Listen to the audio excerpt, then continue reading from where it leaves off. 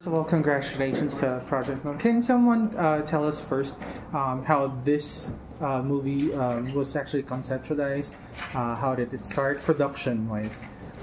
Can you maybe see direct? Yes. This is the very first film that my production company ventured into. After when pandemic hits and then the ABS-CBN franchise was introduced, my family decided to put up a production company. And it's a thing with my family that my daughter's the writer of the screenplay writer. So when we conceptualized a lot of concepts and we decided on which project to push through, we pitched some with a streaming platform, and then we chose to do this film particularly in Chances Original. So that's how it started. Kaya ito po ngayon, nandito tayo ngayon. Ito po yung una namin ipapalabas under Pocket Media Production Films. And at the same time, ang ating dalawang artista na pinili namin for to take the role. And direct, when did you start shooting this project? 2022. Yeah, 2022. 2 years. Siguro kalagitnaan ng 2020. Nag-start kami by actually 2021 nung unang namin. Tapos nagkaroon kami ng screen test noong 2021, tapos inulit na lang namin siya noong 2022 kasi parang dahil it's been a while ulit yung COVID, kaya na-stop yung pagpatuloy ng paggawa ng pelikula. So kaya 2022 siya na. Siguro mga November, yes. November, sobrang na-hit namin yung winter. Diba sa Korea? Yes, of course. Grabe yun. Sobrang... February po yata tayo nakarating ng Korea, kaya sobrang lamig. Kasi parang nag-yelo ng tayo. Nangingisay po kaming lahat. Was it like the perfect time that you wanted the film to be yes, like? Yes, actually, talagang gusto ko sana because I wanna capture yung snow the feel of sakto. So binigyan naman kami ng magandang well, actually I may say ang ganda nung lumabas sa visuals. And we had a hard time dealing with the weather, of course, dahil sobrang lamig. Pero nagulat ako sa dalawang ito kasi they stick to the vision of the script. Aral nila yung mga linyahan nila, hindi ako nagkaroon ng problema along the way. I was really inspired with how they really portray the roles of the screenplay. Kaya talagang kung nakita niyo man, I hope you appreciate the teaser trailer that we dropped last night, di ba? Pure love po yun, not hard. And I may say kahit natagalan, maganda naman pong worth naman na mapalabas sa mga sinihan. Ang sarap siguro direct na parang nare-realize niya yung parang passion project ninyo. Of course, yeah. Sobrang passion project actually kasi for the longest time in the television, orientation ko film, pero I haven't got the chance to really, showcase how my potential in filming.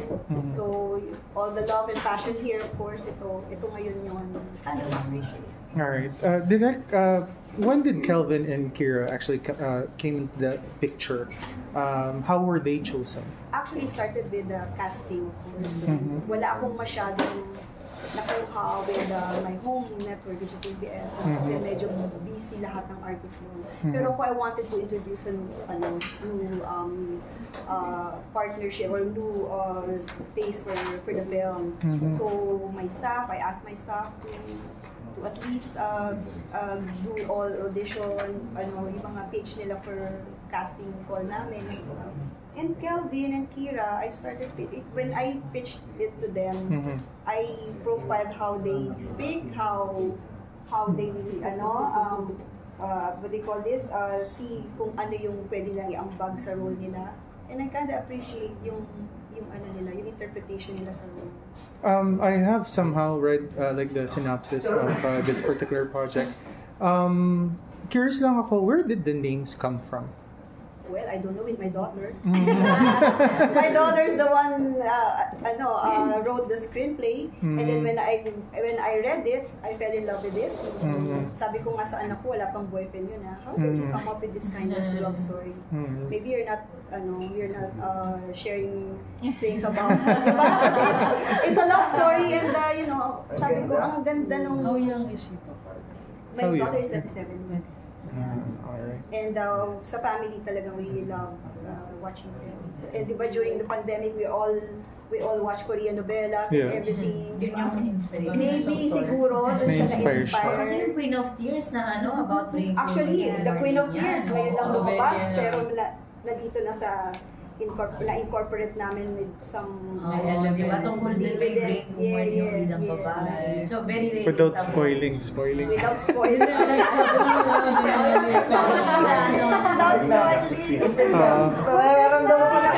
my God! Sorry po. I'm sorry. It's very new to me. I haven't done any big interviews. And with the help of my friends here who supported me, ngayon lang po ako actually nakaharap ng ganito. Okay. Kelvin, siguro sa'yo muna. Who's your character, and can you tell us like how much of a person he is, you think? Yung character ko, si Soleil Sikat, kabaligtaran siya ng character ni Gabriel Sinag. Si Soleil Sikat, pinanganak siya ng, alam niyo yun, masayaing bata, mapagmahal sa pamilya. Hindi ko na masyado elaborate kasi baka makapagkwento rin ako. So, pero ganun siya lumaki hanggang sa nagkaroon siya ng angst. Nag-iba yung pananaw niya sa buhay dahil sa, yun nga, nagkaroon siya ng isang malaking problema pero hindi niya yun hinaharap as problema. Baga ginagawa niya yung challenge or bagay para makapagturo sa kanya ng lesson sa pang-araw-araw na buhay niya.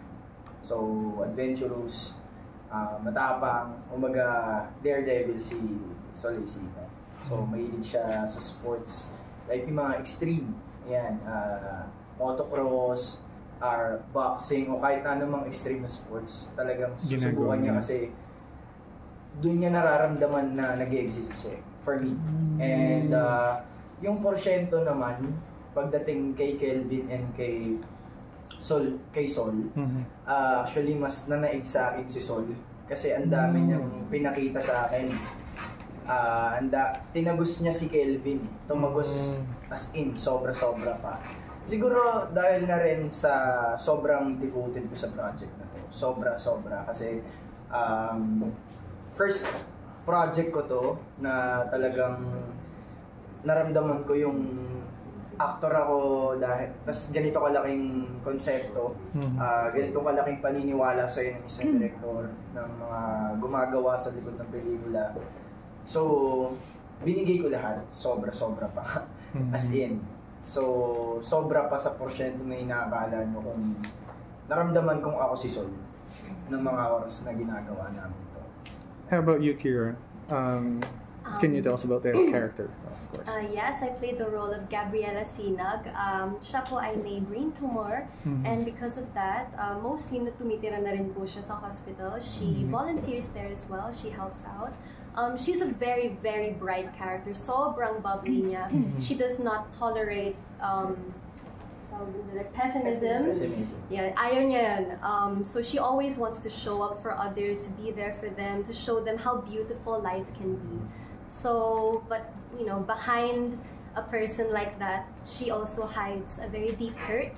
So, hindi ko po pwedeng sabihin, syempre abangan po. Pero ipapakita po namin kung paano niya, how she will get through it with the help of Sol, of course. Ayun po. Alright. The locations are different for this film. Of course, you're shooting in the Philippines and you're shooting also in Korea. How hard was that logistically, direct? And how hard was that for you two, since you're in a foreign land and you're doing it like differently than what you're used to in the Philippines? So here's the direct. Well, our first struggle was for me yung first time ko mag-produce kasi producer director as well. So I have to at least consider all preparations. Unlike yung mga kasanayan ko, director lang ako. So this one, all hands-on, for the script, logistics, everything. When we in the Philippines, I'm very used to it naman because alam natin yung procedure siya. But with Korea, of course, lahat ng I give it to all my staff na magagaling na talaga who really prepared everything, who coordinated with the Korean staff crew. Korean crew. And we're proud to say na talaga namang nabigyan tayo ng magandang treatment in Korea. They treated us talaga na we all have a rightful place doon sa mga lugar nila. So, ang ganda ng naging sistema, very smooth actually. The struggle lang, of course, the weather, of course, you have to brave the very cold, winter.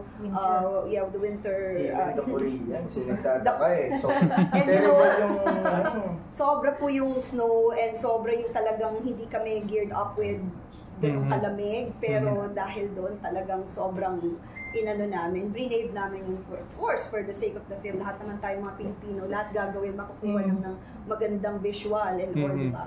Pero ang maganda po sa na-experience namin is, lahat po ng preparation kung paano dapat gumawa ng isang magandang pelikula na hindi kami nagtatago, may permits po kami, meron kaming proper coordination, that's why if you see, you will appreciate naman din the beauty of Korea. So did you have like a full Korean crew? No, we had 7 Korean team with them. Just for photography and video?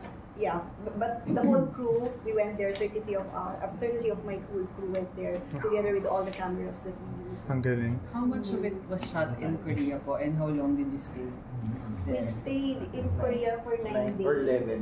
Kasama po rest days. Yeah, rest day. But the shooting is 1 week lang. Tapos yung goal niyo po is mapalabas sa cinemas, or is this going to be streaming? Well, the main main objective is for it to showcase in cinemas. But diba, we know naman what's the condition now of our theater, diba, of our cinemas. So, well, we have plans of, somehow, diba, kung sakali.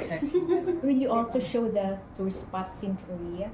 Not no, just we just stayed in Seoul, and then we picked a lot of beautiful places there kasi yung iba din kasi like the Namsan Tower, I watched a lot of clips na rin na ginamit yun. I chose lang particularly which I'd like to showcase more na iba naman, uniquely naman na makikita lang sa project namin. How was the experience for you, like shooting there? Ang hirap, sobra. Kasi kapag nag-cut, talagang manginginig ka sa sobrang lamig. Kahit na ilang patong na yan, apoy na kami dyan, box na kami dyan. Doble, triple yung namin. Papak ba yun? Ang lamig talaga, sobra. Pero once na marinig na namin yung action, ewan namin ba't nawawala yung hinig eh. Hindi namin alam, pero pag narinig ulit namin yung cut, so, nakaka-enjoy din kasi parang bago siya sa pakiramdam, bago siya sa proseso mo. So, marami rin akong natutunan as an actor kasi hindi naman lahat particular sa setup, sa lugar na ginagalawan kapag umaarte. Kasi ako as an artista, ganun ako eh. Parang may pakialam ako sa kinikilusan ko, sa gagalawan, sa set. So, para sa akin yung ganong klima, ibang-iba talaga siya. Kasi first time ko rin makapunta ng Korea. Actually, first time kong makalabas ng bansa. So, yung kultura, yun siya yung nagdala sa akin ng experience hindi ko makakalimutan. So, it's an unforgettable experience and marami akong natutunan. Yun yung masasabi ko sa experience ko. Sobrang hindi ko siya ma-explain kasi iba-ibang aspeto, iba-ibang larangan.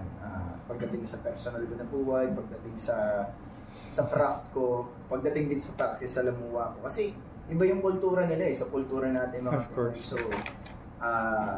iba rin kung paano kami makipag-usap doon. Iba kung paano kami kumilos. So, adjustment siguro yun. Saya siya. How about you, Kira? Honestly, yung masasabi ko po, hindi ko po alam kung umiiyak po ako dahil sa emosyon o dahil po sa ginawa. Hindi ko po talaga alam. But honestly, during that trip, yung trip namin sa Korea, I honestly learned a different kind of focus na kailangan. Kasi it's a responsibility. We have to give what the story is asking for, what the direct is asking for. Hindi pwedeng hindi ko gawin just because I feel cold or because it's a different environment. So I really had to tap in and really focus on my heart, not my body, what I'm feeling. So that was a different experience for me. Kasi sa Pinas, okay lahat eh. You can really focus. Sanay na, oo. And grabe, the Korean team, they were so professional. It really made me want to step up my game as well. Like, bawal malate or... Specific sila sa time. Sobrang specific sila sa time. And they're so caring as well. Like Kelvin said a while ago, kada cut, tatakbo po sila sa amin. May dalang kumot, may dalang, apoy. Heater siya. Partida, may mga heat pack na kami sa parte ng mga katawan namin, bulsa namin. Lahat Kahit sa sapatos, may heat pack kami. Sa likod, may heat pack. But you know what? The overall experience, it was so wonderful. And during the short stay there in Korea, we managed to also see the culture there. So that's something very memorable for me as well. So you guys still have something to take home. Oh, Parang definitely. Is this the first time that you worked with Kelvin? And Yes. how was what was your impression prior to actually working with him, and what happened after? The very first time na nakita ko si Kelvin, this was the look test, no? Yes, 2021. 2021. Bad boy na bad boy, naka-black, may hikaw. Ayan, ganyan na ganyan. Okay. Okay, ayun. Basta, so akala ko, kasi may ano ako, pag bad boy na ganyan, okay, medyo ano to, hindi ko papansinin to. Pero he showed me that, under yung suot niya, all the black and everything, na he's a really nice person and he's so devoted to his craft. So honestly, it was really easy working with him. He's such a giving actor, and yeah. Kelvin, what was your impression of her? Si Ira kasi bagay sa kanya yung role. Parang kung ano si Gabby, ganun din siya kaliwanag as a person. So nung unang beses ko siyang nakita, nag-internalize na ako kung paano ako magtatrabaho, kung paano may tatawid to sa kali, o masungit pa siya. Yun yung mga naisip ko, masungit pa siya. Sungit ba ako? Minsan. Masungit niya naman na yun is pagutom lang siya. Makainit. So okay lang yun, tolerable. So parang ako, hindi naman siya mahirap katrabaho kasi masunurin siya sa kung ano yung sinasabi ng director at vulnerable din siya. So masaya kasi nakapag-reflect ka rin at the same time. Speaking of reflection, without spoiling anything, ano yung takeaway nyo dun sa character, sa story, about life? Meron ba kayong personal? Ako, ang takeaway ko doon as a person, yung buhay natin, hindi palaging masaya, hindi rin palaging mabuti. Nasa gitna tayo ng kaguluhan sa material na mundo, pero tayo pa rin ang magde-decide kung ano yung pipiliin natin para sa magiging kinabukasan natin. Kira. Takeaway ko?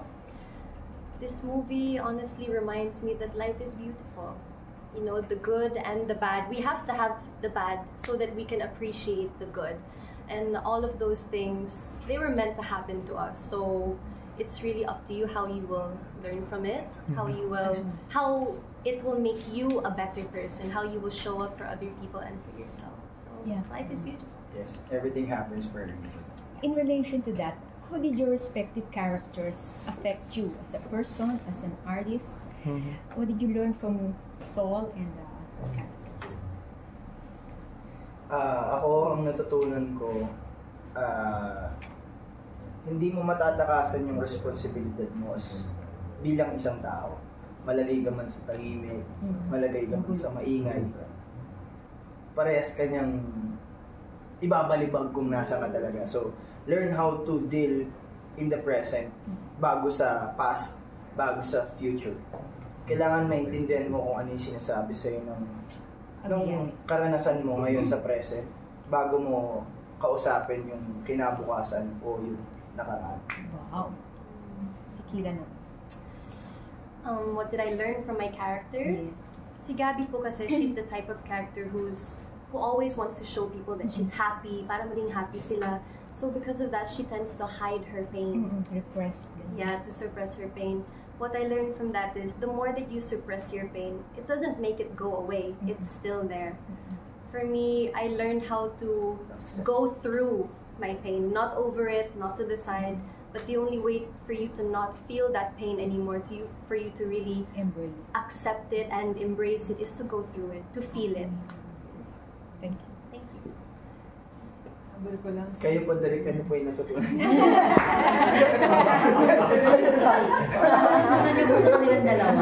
Sa kanila. Ako na po yung nagtanong. Before we go to that question kay Miss Kay, I just want to introduce Earl Bercamonte here. This is Kelvin Miranda, Direct Catherine Camarillo, and this is Kira Ballinger. And please, I just want to say, this is going to be released and distributed by Regal Entertainment in partnership with Happy Infinite Productions and Pocket Media Productions Incorporated. May schedule na? May direct sila Is po. there schedule ready for the release? Schedule po For the release of, we have yet to announce. Yeah. Thank you, Kay. But this month. Naisip ko lang kasi yung may mention of death. Ano yung mga nasa bucket list? Including death na rin. In real life? Or in real life. Bucket list. Bucket list? Kayo po? Kasi parang matatakal yung diba? Yung parang What would you do? Lahat po ba kami? Lahat po kami. Sickness. Ano yung mga gusto nyo magawa? Before mamatay. Before mamatay.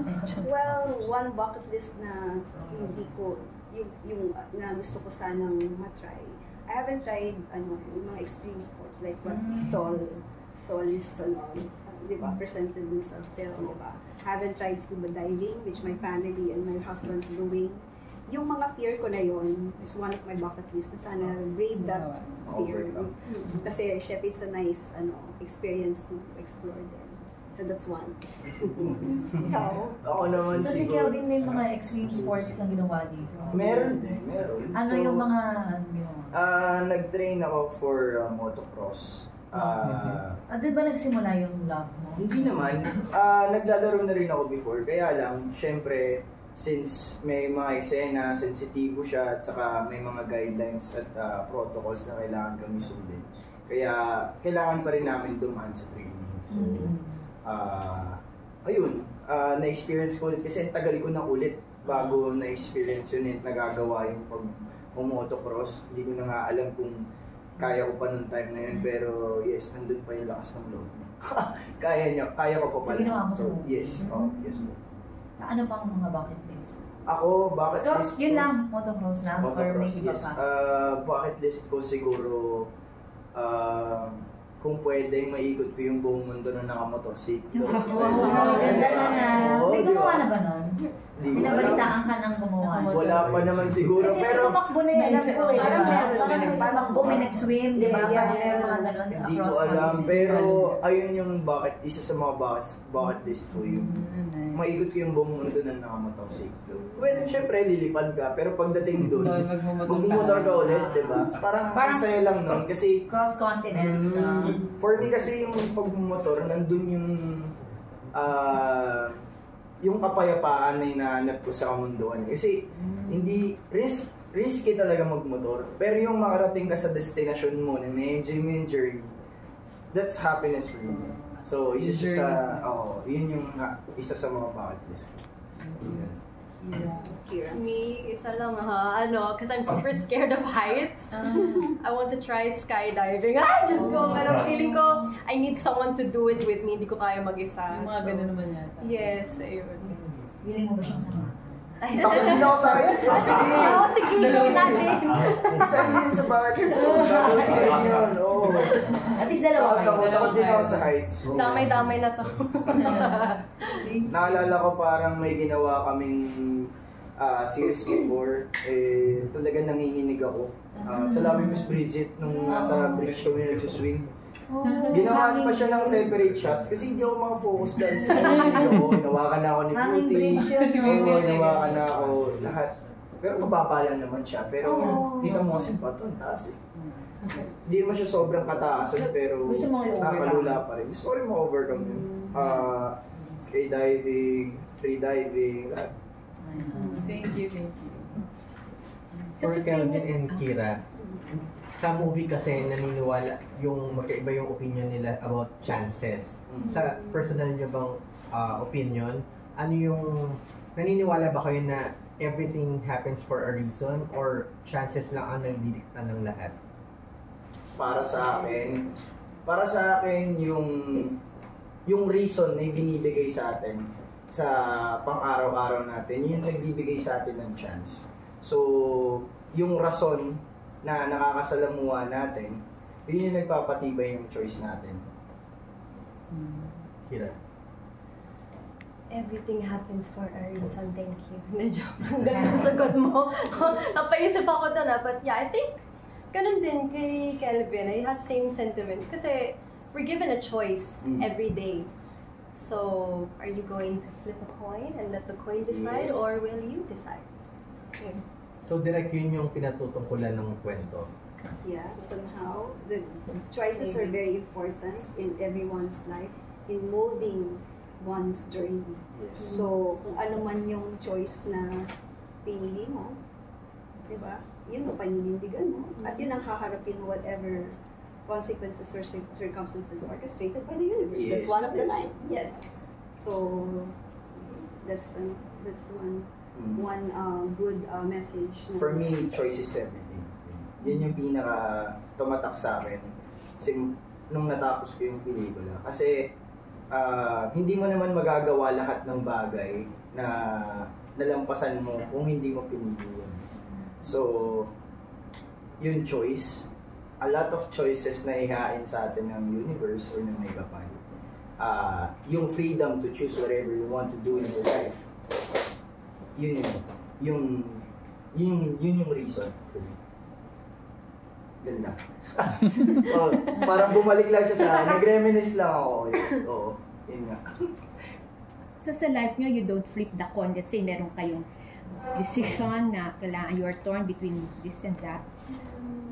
You'd rather decide what you want to do rather than flip a coin. When do you take your chances and when do you let your mind rule over your decisions?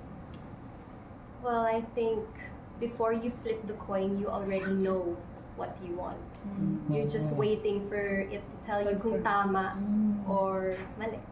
So yun, it's really up to you if you will let the coin decide or if you will let yourself decide or the universe decide. So, grabe no, nakakalito.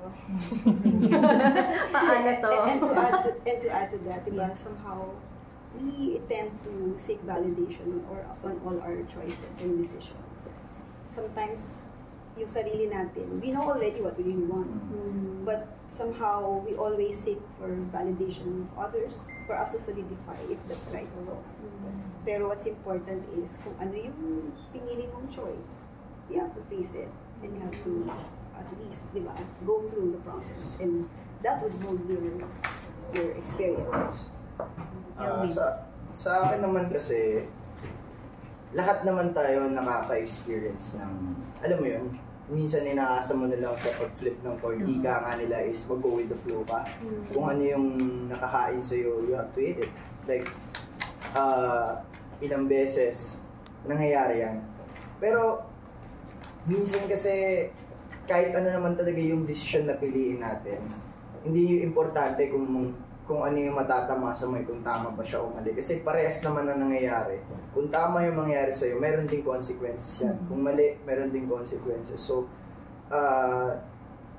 either right or wrong, kung ano yung choice na pinili mo, panindigan mo lang siya. And then, face the consequences. Yun lang.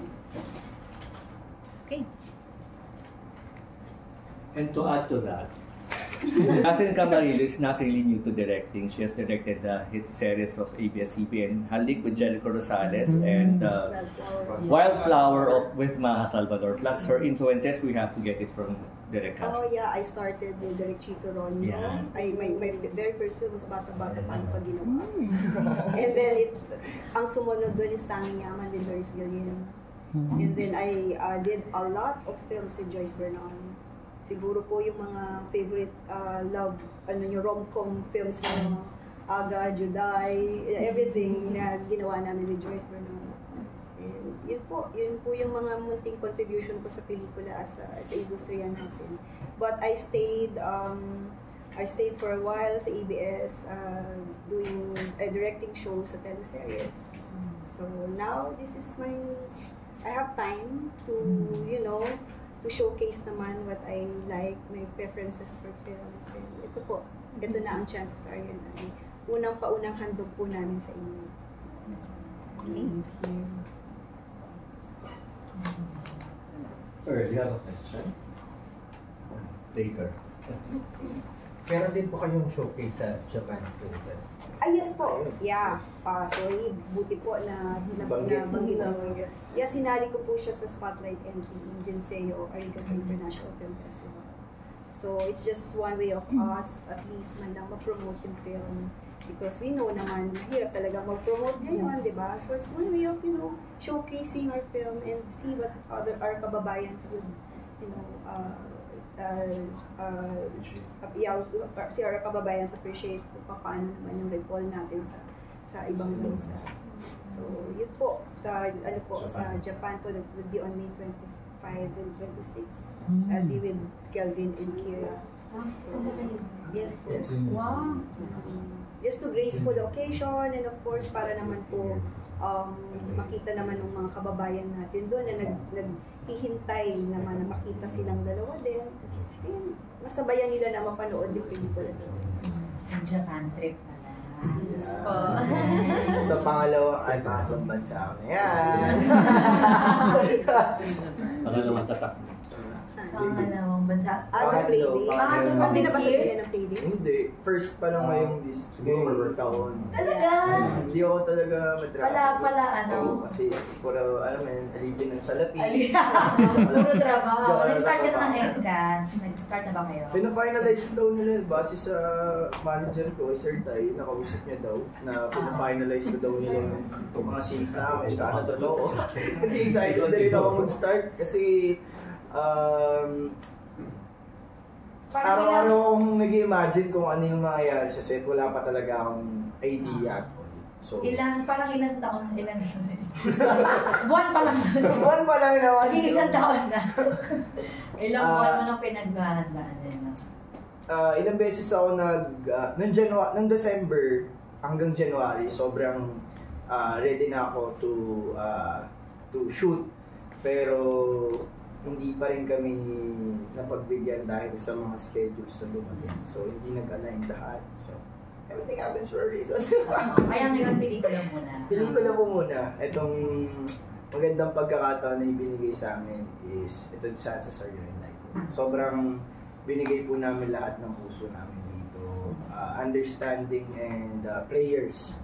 Lahat po nandito para lang mag-succeed ng walang nangyayaring masama sa bawat isa sa parte ng pelikula. So, para po sa akin. Okay. Thank you. Direk, we're working on the play date. Oh yeah, we'll be dropping the final play date within the week. Because we wala kayong kasamang sorry. Yes po. May kasama pa kayong Korean actor. Korean. Si Jinho. Korean talaga siya. Yeah, si Jinho Bae. Siya po yung isa sa mga major namin. Support character. Si Jinho Bae. Akala ko sino to. Sabi ko sino si Nam Ji-ho. Si Jinho Bae pala. Yung character niya si Namji. Kaya mas madalas nakakaintindi na. Kaya sabi ko Korean ko siya talaga. Kaya Opa ba to? Iniisip namin, sino kaya ito? Opa ba to? Si Jinho Bae. Well, I hope po yung mga susunod na projects namin, makapag-tie up ako with the good Korean actors. And so going back direct, sorry for the play So, date. yeah, going back to the play date, we'll be dropping the final play date this week. We're working on May 29th. Yeah, we're working on May 29th. Play date, and then on 28th of May, possible na premiere night at SM Cinema Mega Mall. Yeah. Meron po ba yung idea there? The trailer will full trailer will be on May 8th. Wow, wala Sa social media namin po, platforms namin. May 8th. And gusto ko rin lang pong banggitin, of course, this is under Pocket Video Productions Incorporation and Happy Infinite Productions Incorporation. Distributed by Regal Films. Para lang po hindi natin sila makalimutan.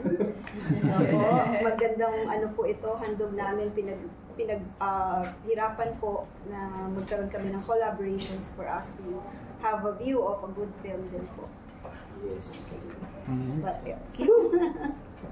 Any more questionnaires? Ikaw po, Miss Kate, may tanong po. Buti na naman namin kung sino si Dating talaga sa mga opa. Sabi ko, akala ko may kinuha kayong Korean actor sa Korea. Dahil mga po kami, mga extras na Korean. Sino kaya si Namjin?